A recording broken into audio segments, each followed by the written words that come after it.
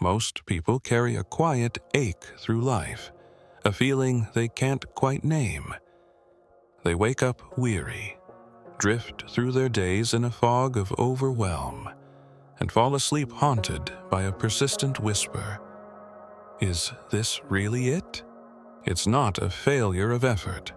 It's not laziness or lack of ambition. It's something deeper. The absence of direction, of an inner compass.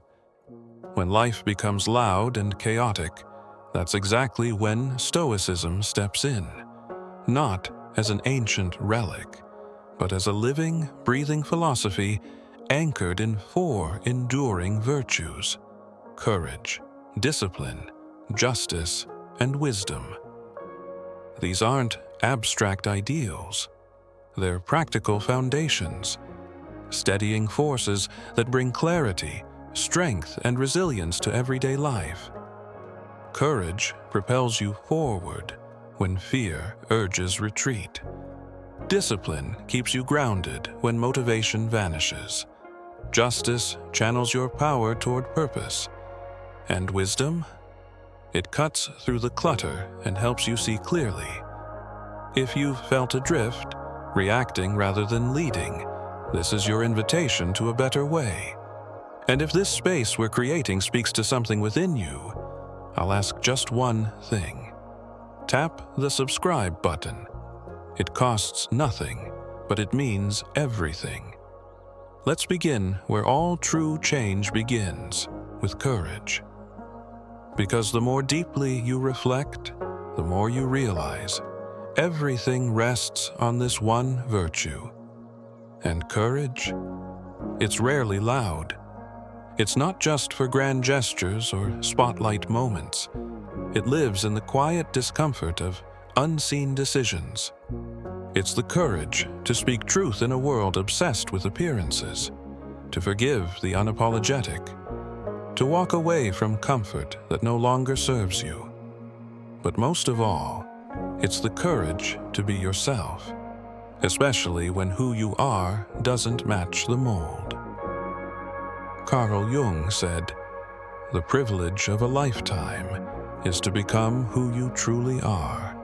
But what he didn't say outright is how terrifying that journey can be. Because the moment you stop pretending, you risk being seen.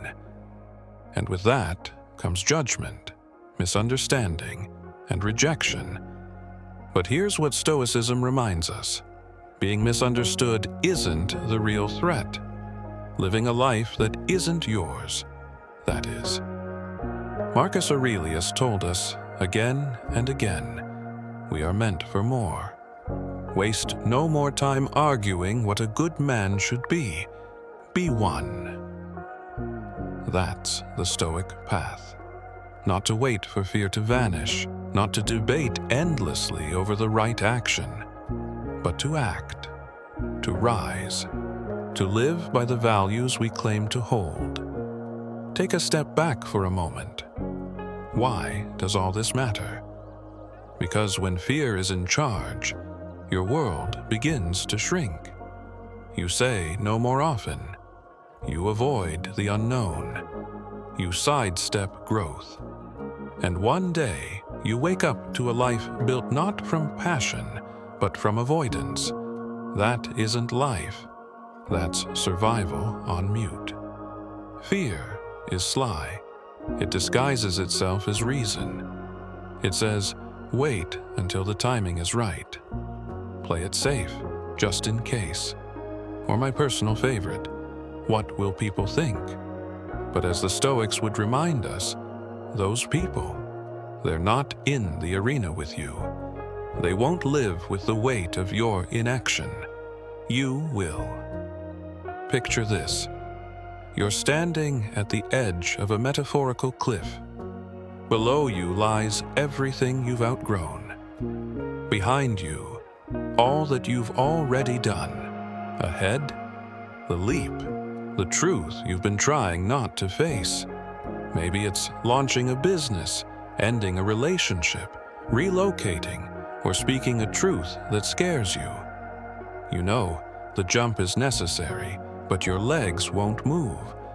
This is the point where most people shrink back. They retreat to what's familiar and call it logic. But the Stoic way, it demands more. It asks you to leap, even with fear still clenched in your chest, to trust that your wings will take shape on the way down. Because here's the paradox. You don't cultivate courage by thinking about it. You build it by using it.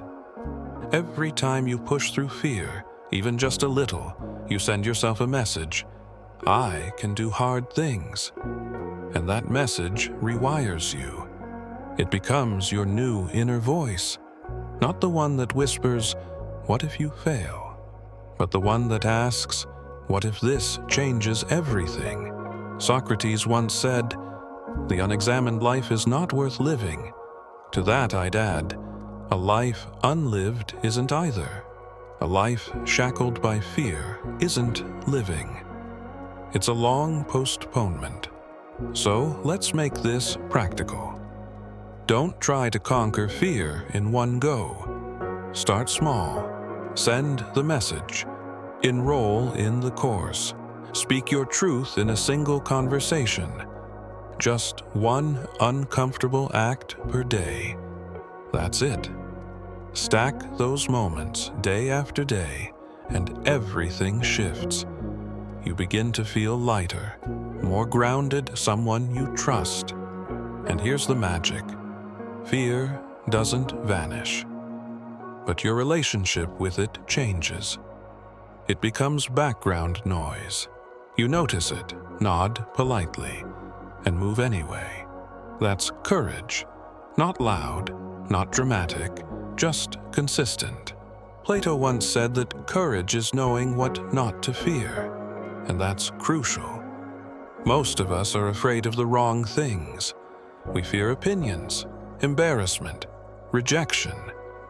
But we're not afraid enough of staying stuck, of losing years to hesitation, of becoming strangers to our own potential.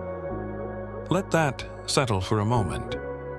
We fear failure more than we fear wasting our lives. So let me ask you plainly, what would you do if fear weren't holding you back? What would you pursue? What would you leave behind? Who would you become? That version of you isn't imaginary. It's just on the far side of a single decision. And you can make it right now. But here's where we shift gears. Courage starts the journey, but it doesn't sustain it. You can be bold today and still stumble tomorrow. You can face a fear in one moment and fall into old patterns the next. That's where the next Stoic virtue enters. Discipline. You had your brave moment. You spoke the truth. You showed up. But now comes the test. Can you stay the course? Can you keep showing up when no one's watching? Can you choose consistency over comfort? Not once, but daily. That's no longer courage. That's discipline. And here's the secret no one tells you. Discipline isn't loud. It doesn't make headlines. It's forged in silence, early mornings, late nights, behind closed doors.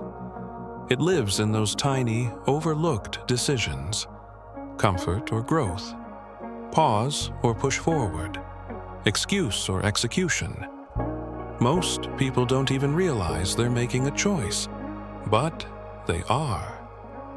Each time you press snooze, each time you stop short, each time you say later, you're training something.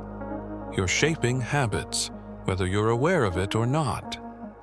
And the unsettling truth, your mind is keeping track. As Carl Jung once said, until you make the unconscious conscious, it will direct your life and you will call it fate. Discipline awakens consciousness. It brings awareness. It illuminates the quiet negotiations you have with yourself. and dares you to stop breaking your own word. The Stoics understood this long ago. Marcus Aurelius, Emperor of Rome, the most powerful man on earth, still had to wrestle himself out of bed in the morning. One of his most famous reflections in Meditations is essentially him giving himself a morning pep talk. At dawn, when you struggle to rise, remind yourself, I must rise to fulfill my duty as a human being. That's not weakness, that's honesty. The man who possessed everything, status, wealth, authority, still fought the same inner battles we do. Discipline isn't about having your life perfectly in order. It's about showing up when every part of you says, don't. Have you noticed how easy it is to keep promises to others, and how difficult it is to honor the ones you make to yourself? Why is that? Why is writing 1 page a day, eating clean for just a week, or starting that course you always mention so hard? Because self-discipline is the purest form of respect, and most people were never taught how to respect themselves through action. Not just in theory, but in practice. Each time you keep a promise to yourself, no matter how small, your self-respect grows, quietly, gradually, firmly. And over time, you start to see yourself as someone who follows through. You begin to trust yourself. That's rare. And that is real power. Here's something to reflect on. Discipline is a form of love, not the tender, poetic kind, but the firm, boundary-setting, structure-building kind. It's the voice that says, I care about you too much to let you sabotage yourself again. It's the stronger version of you that refuses to keep living out the same tired narrative. It's not about punishment, it's about liberation. Think about that. Discipline creates freedom. When you establish discipline around your finances, you don't panic when the car breaks down. When you discipline your schedule, you find time to think, to create, to breathe. When you discipline your health, you stop fearing every new diagnosis or trend. Discipline transforms life's chaos into rhythm, into a pulse, a pattern. Something you can dance with.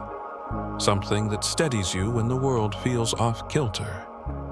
Plato once wrote, "The first and best victory is to conquer oneself. To be defeated by oneself is the most shameful and vile of all things." That's a harsh truth, but a necessary one. If you can't govern yourself, how can you expect to lead anything else? Your team, your family, your own future. Everything begins with your ability to master your actions. That's why the Stoics weren't just philosophers lounging in togas contemplating virtue. They trained. They walked barefoot through storms. They fasted. They invited discomfort, not to suffer, not to impress, but to remind themselves they were stronger than circumstance. That they weren't slaves to comfort. What about us? We may not wander barefoot through ancient Rome, but we do inhabit a world flooded with instant gratification, easy escapes, and endless distraction. In that world, 5 minutes of true focus is an act of rebellion. 1 hour of deep work is revolutionary. Choosing the gym over snooze is a declaration of war on the laziest parts of you. Because discipline isn't about control, it's about reclaiming your power, one decision at a time. You don't have to transform your life in a single day. That's a trap. Just win the next moment. Make one good choice, then repeat it. That's all discipline is. Even Socrates, the wisest man in Athens, valued physical effort. He said, no man has the right to be an amateur in the matter of physical training. It is a disgrace for a man to grow old without seeing the strength and beauty his body is capable of. It's not about vanity. It's about potential. What possibilities are you abandoning simply because you haven't stuck with something long enough to see what's truly within your reach? So, let me ask you, what could your life look like 90 days from now if you honored just one promise to yourself each day? It doesn't have to be grand, only consistent. Maybe it's journaling, maybe cold showers, maybe no social media until 10 a.m. Whatever it is, claim it. Treat it as sacred. And if you falter, that's okay. Reset. That's part of the process, too. Discipline doesn't demand perfection, only daily effort. Even on the hard days. Especially on the hard days. Start small. Today, pick one thing, just one. Stick with it for 7 days, then 10, then a month. You're not aiming for perfection. You're becoming someone who no longer breaks promises to themselves. And once that person takes shape, there's no storm too fierce, no goal too distant, no trial that can shake your core. That's not hype, that's truth.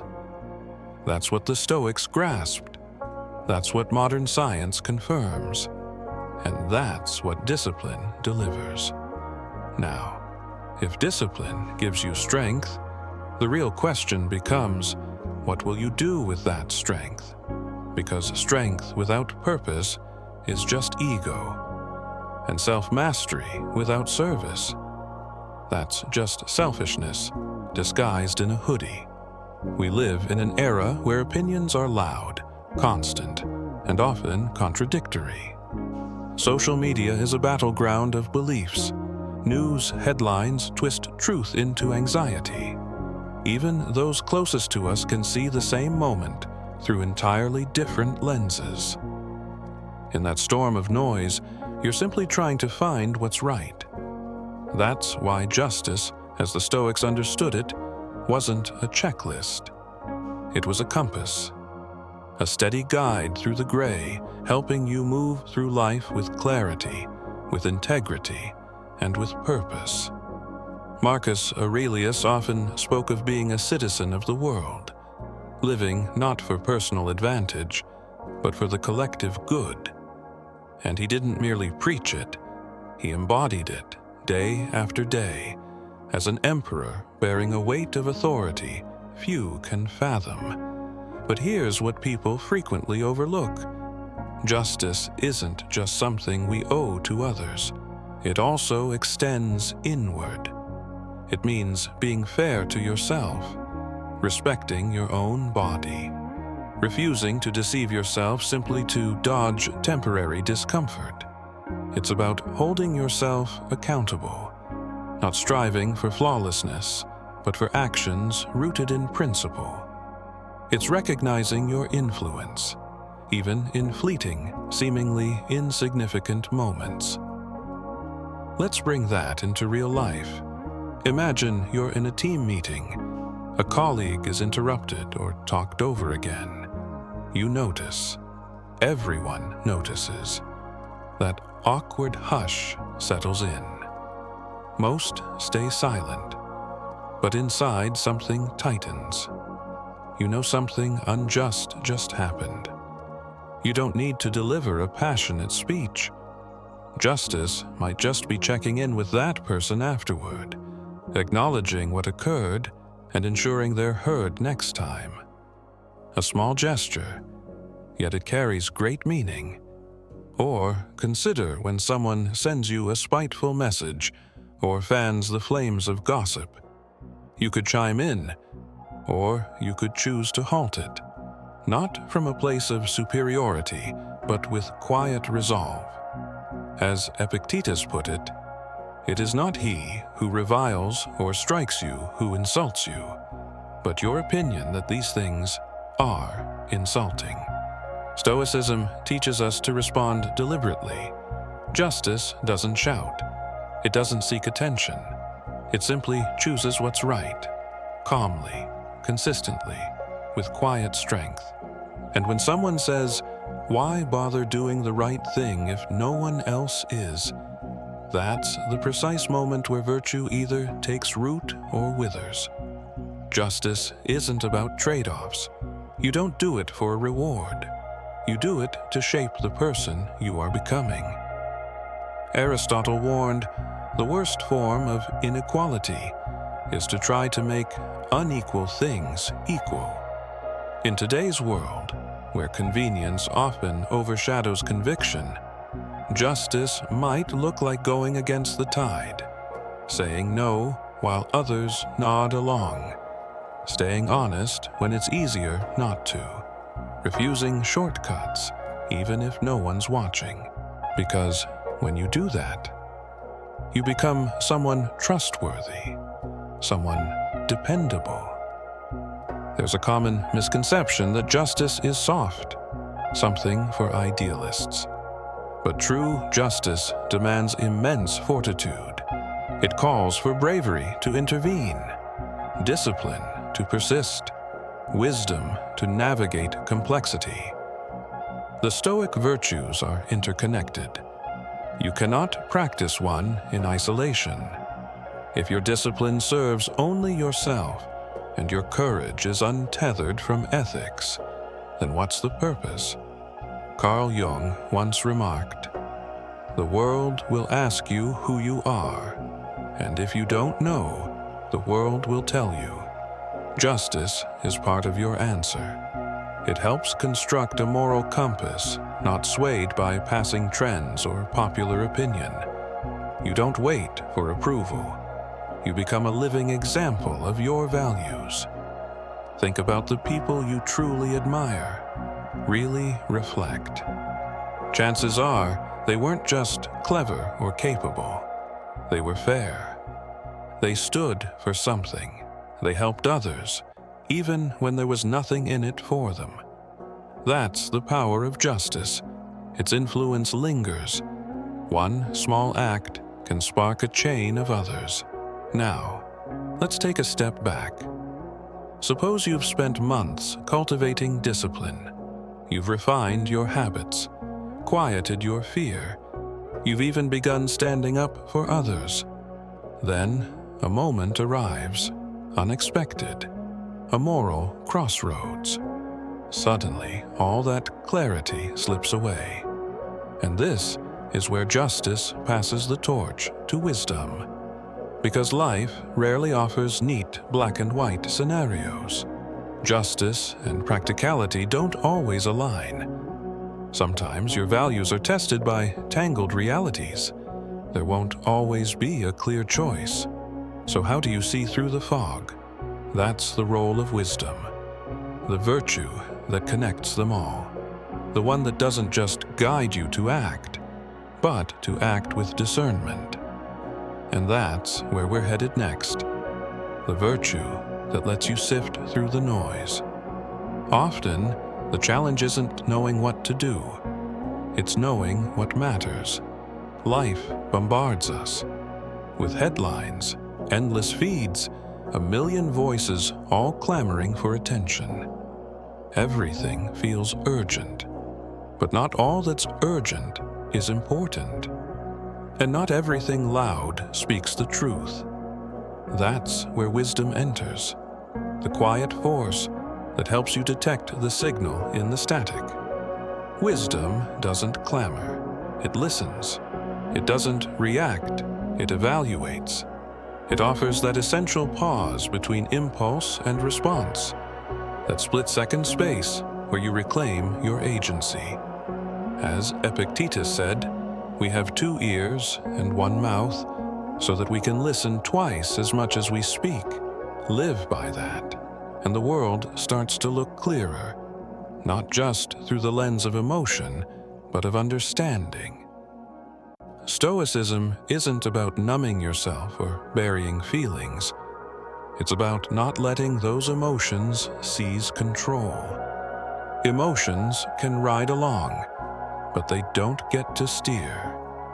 Wisdom belongs at the wheel. It may not know the final destination, but it knows how to navigate, when to accelerate, when to pause, and when to stop and reevaluate. Everything's moving fast today. Attention spans shrink. Opinions fly by like disposable packaging. But wisdom isn't fast food. It's slow nourishment.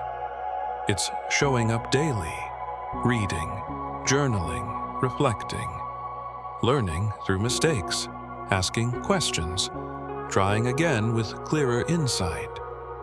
Carl Jung also said, "Wisdom begins when you stop blaming others for your troubles."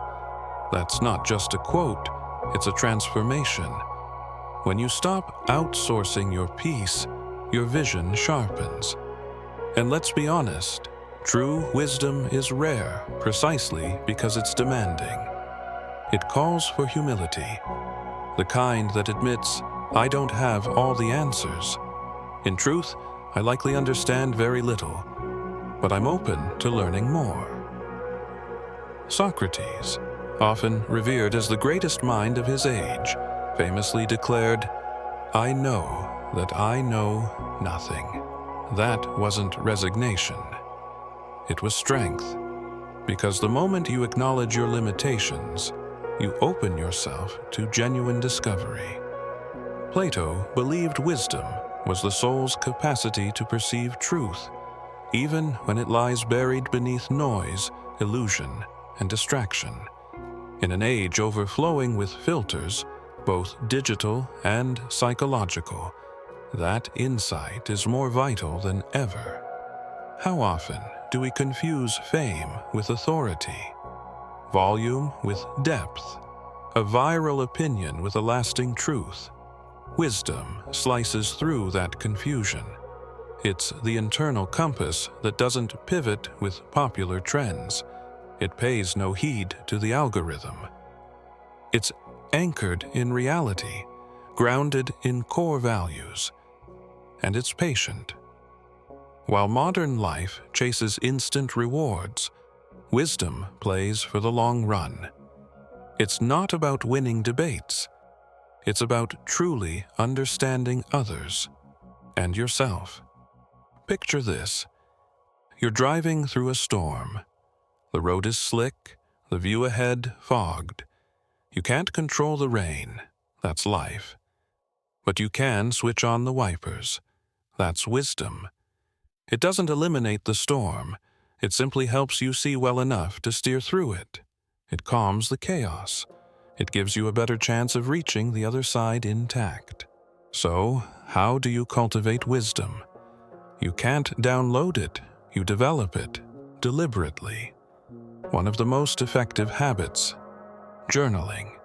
Yes, it might sound simple, but it's remarkably powerful. At the close of each day, take just 5 minutes and ask yourself, what did I learn today? What went well? Where did I stumble? What would the wiser version of me do next time? This kind of honest questioning sharpens your awareness. It uncovers patterns. It forces you to pause, reflect, and evolve. You don't need to write a book. A single page will do, even a few sentences. Wisdom grows slowly, but it grows strong. As Aristotle said, knowing yourself is the beginning of all wisdom. Every time you reflect with sincerity, you move closer to that knowledge, and that self-knowledge becomes your compass, helping you navigate life's choices, big and small, with greater clarity and conviction. Let's be clear. Wisdom isn't perfection. The wise still stumble, but they recover quicker. They spiral less. They grow with intention because they've nurtured an inner guide. They've refined their judgment. And over time, that becomes one of the greatest assets you can carry in this world. So here's the truth. Don't chase wisdom like it's a destination. Build it like it's a muscle. Read widely. Reflect consistently. Seek truth, especially when it's uncomfortable. And don't fear changing your mind when the facts demand it. That's not weakness, that's growth. And remember, this journey through the Stoic virtues doesn't culminate with wisdom. It unifies there. Courage helps you rise to the challenge. Discipline keeps you on course. Justice tells you what matters. And wisdom ensures you don't miss the mark. The world may be loud, messy, uncertain, but you don't have to be. You now hold the tools: courage to act, discipline to endure, justice to guide, and wisdom to see clearly. That's how you create a life you're proud to live, one choice at a time. If this spoke to you, there's another video on the screen right now that dives even deeper. Trust me, it's worth your time. Thank you for being part of Stoic Journal, a space devoted to growth, clarity, and the quiet strength of character. We'll be right here whenever you're ready to return and keep building